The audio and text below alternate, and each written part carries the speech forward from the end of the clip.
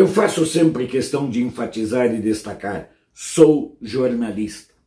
E o meu conhecimento sobre a alma e o comportamento humano eu fui moldando ao longo de 50 anos de jornalismo e de atuação na imprensa, além de dezenas, centenas de livros que li. E eu percebi que certos escritores, dramaturgos, poetas, eles possuem a capacidade de captar certos perfis que se inserem e se enquadram em algumas figuras que a gente vê e convive no nosso cotidiano. Sobre essa questão, eu quero conversar com você daqui um pouco, mas antes eu quero dizer, pedir e reiterar: inscreva-se em nosso canal, compartilhe o nosso vídeo. Nós precisamos disso, nós precisamos que você ajude a fortalecer o canal.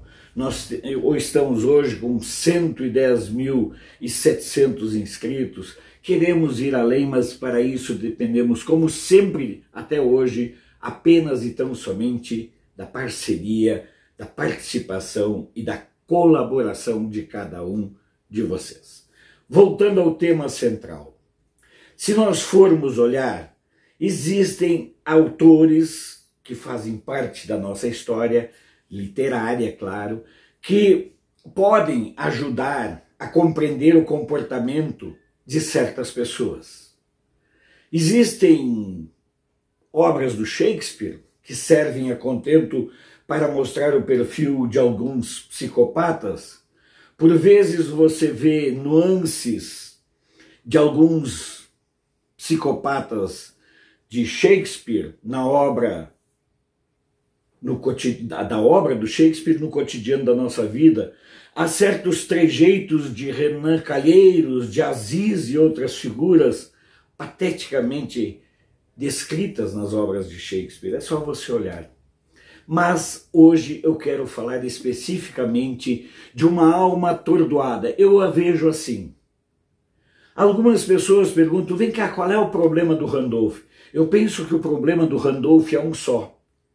É ele não conseguir se localizar no tempo e no espaço.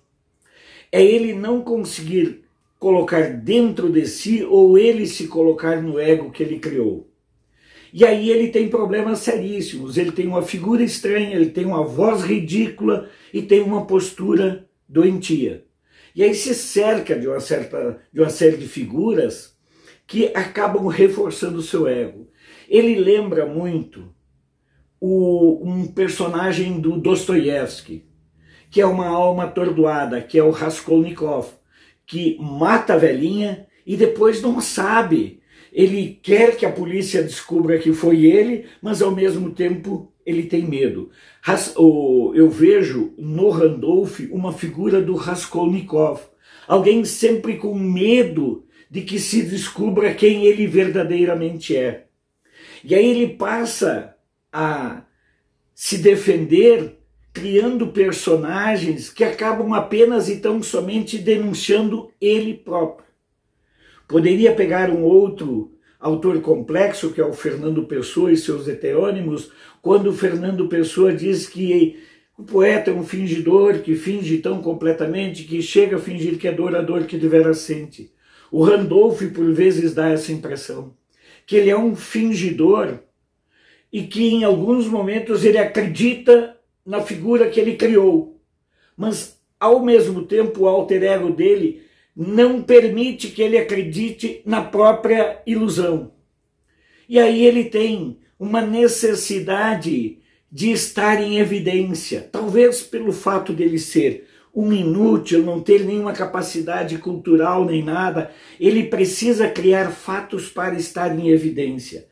Você não vê nenhuma proposição clara, objetiva do Randolph. Você vê apenas na figura dele a obsessão pelo holofote. Nada que ele faça é baseado numa razoabilidade. O Randolph é a figura mais patética, se é possível classificar assim, dentro do cenário político, porque ele é notadamente o mais imbecil de todos. Mas ele precisa se sobressair. porque o ego dele não permite que ele reconheça o seu lugar no mundo. E esse é o problema dos psicopatas, esse é o problema dos que têm desajustes em relação ao comportamento e em aceitação do meio social. Randolph é uma figura estranha que precisa estar e ter notoriedade permanente para não naufragar na sua própria estupidez. Então você olha, ele vive andando lá no STF, ele vive coletando assinaturas para a CPI, você não vê nada de útil que ele tenha feito. O fato mais relevante da vida política até hoje do Randolph, acredite, é aquela cena patética e hilariante dele pulando, saltitando. Essa é a imagem que fica do Randolph. E parece que ele não consegue entender que aquele que está saltitando é o verdadeiro Randolph. E ele tenta criar um personagem para suplantar o real. Apenas com um probleminha. O real já faz parte do imaginário do brasileiro. E o imaginário do Randolph mostra apenas um ser humano patético, desajustado e imbecil. Essa é a figura. O grande problema do Randolph é não conseguir viver como Randolph.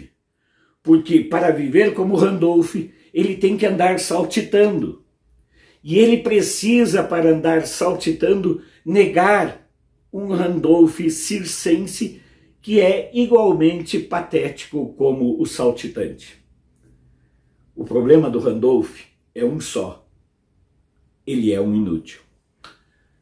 Sou Alfredo Bessoff, jornalista. Você pode não concordar com o que eu digo, mas eu tenho o compromisso de não silenciar.